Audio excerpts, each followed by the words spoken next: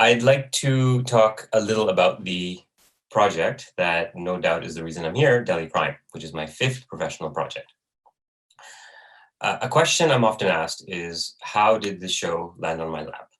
An NRI born in Canada who was back and forth to India often, making films, seeing family, how did I arrive at this particular subject? I had a family friend who was the former commissioner of the Delhi police. And I wanted to meet him and ask some questions about police procedure in Delhi. It was concerning another film I was writing. This was in 2013, just a few months after the fateful events of December 6, 2012. So it was still all on our collective minds.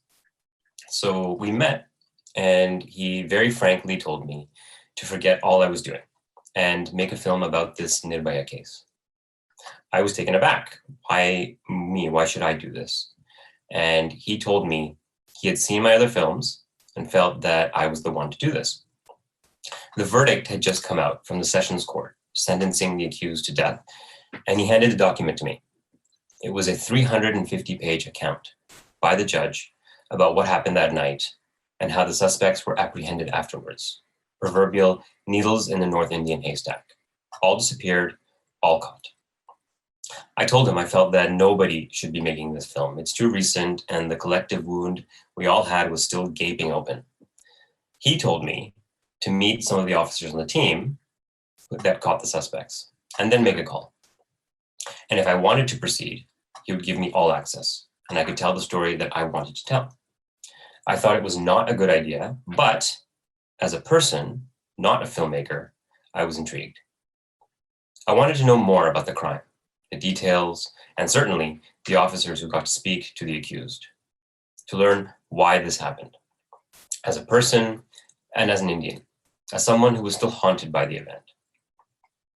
So I met the other cops, both male and female, inspectors, sub-inspectors, constables, head constables, SHOs, ACPs, and eventually the woman who was the former DCP of the South District, New Delhi. And in the course of the year I spent getting to know them, it dawned on me that if I was to address these issues in a way that was relevant, it was to help give these first responders a voice, especially the women. My views on the crime were secondary to theirs, and in conveying theirs, mine would emerge on their own if I was honest. I then made promises to them, the women in particular, and to the victim's family, that I would try to help them, to show their personal and psychological perspectives, that I would not exploit their trust in me for entertainment. These are the promises that I held fast on during the making of the series. It was the reason I was able to raise the financing, because women I showed my script to responded so viscerally and personally to it. It was sitting in front of Shefali Shah and narrating my take on the story. And when I saw tears in her eyes, I knew she was responding to their story, not mine. The promises were lines I would never cross. Luckily, the people backing me also backed these promises. Otherwise, there would be no series. And in making the series, it was always keeping these promises in my mind. A few anecdotes that I'd like to share. We were filming a scene in a hospital where we first showed the battered face of the victim. It was the middle of the night, and we were worrying about the makeup. Too much bruising around the eyes, the mouth, the bloody streaks down her cheeks, and the bite marks. Did it look artificial or disturbing? Was it too much? There were too many mosquitoes in the air for us to keep our eyes open for too long, so we had to continually blink. We were all fighting fatigue, but we did our best. And in doing that scene, it wasn't just the image of her face, but how the doctor reacts to her, explaining what happened to her. That creates the real shock. That this is abnormal, even for someone who works nightly in emergencies. And all of it was carefully balanced with the lighting, the blocking, the performances, the color palette of the costumes even. And the details were enough to drive someone mad. But all throughout, it was about the promises I made. And everyone working in all departments understood this. Another scene, the interrogation with the suspect. Shooting that lasted days, actually. And while the staging of it was simple, most of the characters were sitting, hearing the content of it over and over and over was deeply unsettling. Yes, I researched it, I wrote it, I revised it over and over, but to hear the reasons for doing this crime coming out of someone's mouth with conviction over and over again, it's a kind of self-flagellation because you cannot not listen. You have to keep hearing it. And each time, evaluating its sincerity. We shot at a large bus stand in Delhi for days. I know it's life, but standing there in the heat and smog, eating that exhaust, because you're not even on the platform, but on the road itself, for days, while buses move like icebergs around you. And the toxicity starts to break you down. Don't get me wrong, I love what I do, and I loved working with the actors in the real locations, but I did have to visit the hospital after that block was complete. There was a river scene, which we had only a few hours to shoot in its entirety due to scheduling and logistical complications of how remote the location was. And after literally running, swimming, shooting from a makeshift raft, and in fact, we had to shoot the scene backwards due to the setting sun as it took place at dawn. And we had only one shoreline to use. The other was non-existent. So we were doubling up each location and doing reverse angles as well as shooting backwards with no time to spare. It was the most hectic few hours of our lives and felt incoherent. But on the way back, taking the boat towards the ghats where our vehicles were parked, we were so spent that none of us spoke. It was pitch darkness, and we could all taste the ash from the bodies burning up the river, entering our mouths and noses. We felt like ghosts in the darkness, like shells of living beings. But I kept thinking of the promises. But the most difficult moment was when we shot in a village far from Delhi. We finished early. It wasn't even a complicated day. And as we were about to pack up and leave, a village brawl broke out between two local groups who didn't get along. Knives were pulled, some people got hurt, and the first thing we did, of course, was to evacuate all of the women in our crew. And I couldn't help but think that despite what we were trying to tackle in our series, the danger to women was always very real, even within our shooting experience, especially when law and order was something the villagers themselves enforced. In that chaos, we fled quickly and safely, and we were told that if there was a roadblock set up, do not stop. And along the way, we were silent, praying, wondering how we all got there. And I kept thinking the entire time of the promises I made. And it all boils down to this. The projects I've done in my life are least successful when I do them just for myself. The ones are most successful when I do them for something external, something I believe in, for someone else, or for an idea that's much greater than I am. Generally, when I finish a film, I'm exhausted. Most directors are, and we take time off. It happened on all my films, but with Delhi Crime, I was totally ruined. I was spending all waking hours fretting over sound mixes, the balance of a bird song with a car horn in one shot, or the saturation of the color red in another, almost unable to walk after I finished it. I went into the mountains, sat by a river for a week, and recovered as if I was recovering from a car crash. I'd never been more exhausted, felt more feeble and helpless, and I couldn't understand why. And it was in this ruination that I needed to pick myself back up. Why did it matter so much to me?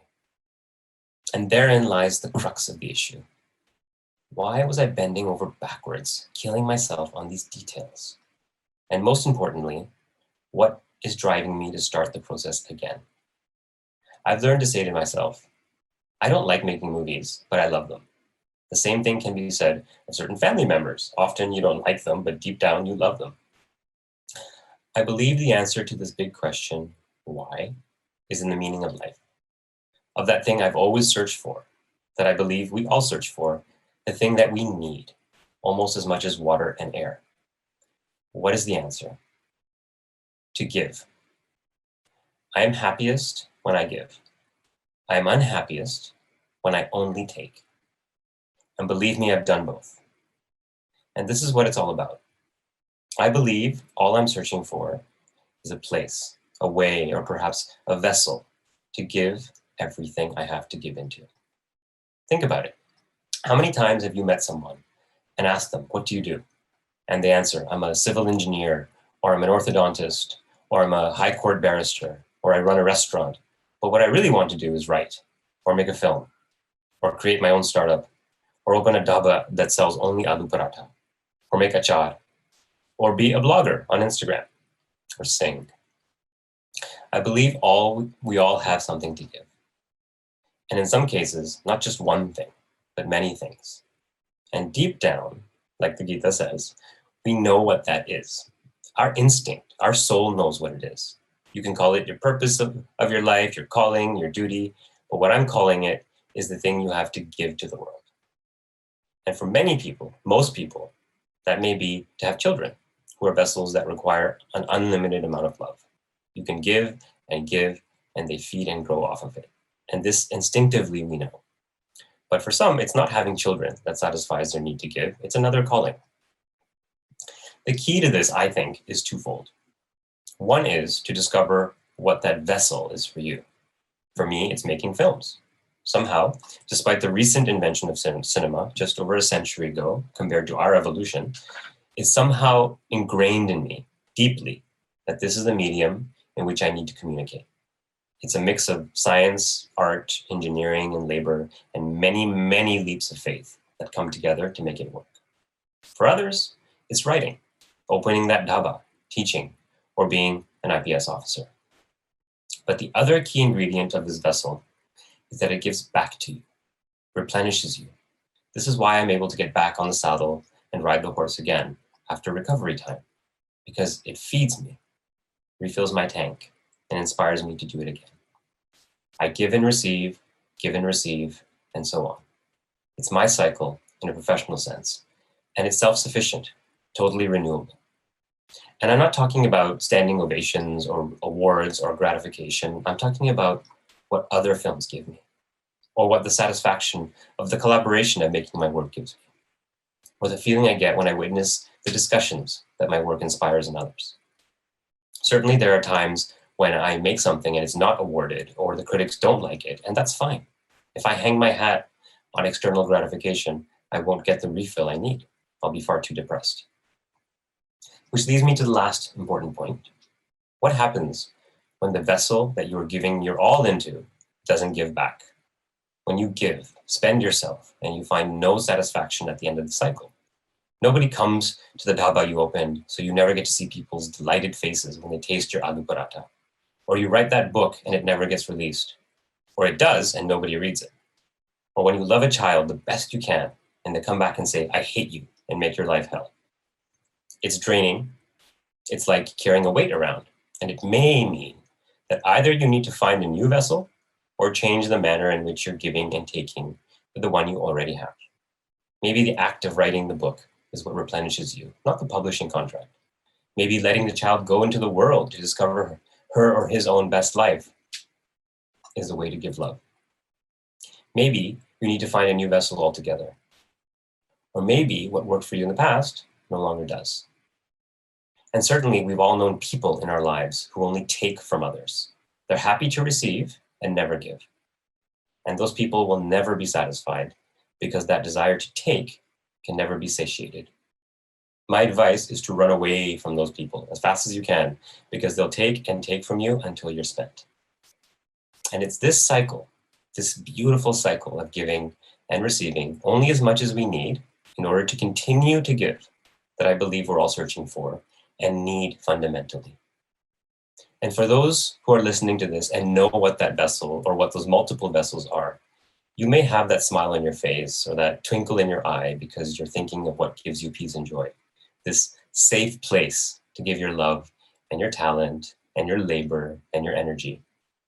And for those who don't know what that is yet or are so close to discovering it, you can taste it. Ask yourself this simple question. When did I find the most satisfaction in my life?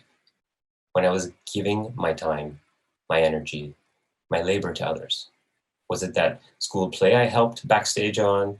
Those drawings I did when I was 6? Giving my opinion on the best chole bhature in Delhi? Or simply embracing my daughter or nephew or grandmother? Whatever it is, I've often found that simply rephrasing our goals in our minds can help us organize them better. and help us find what we're looking for. I was lucky to find mine, and Delhi crime was simply one manifestation of that. After I met those officers and realized that they lacked a voice in the public sphere. And to this day, when I wake up daily, I ask myself first, what is the best way for me to give today? And that's the first thing I try to do. Thank you.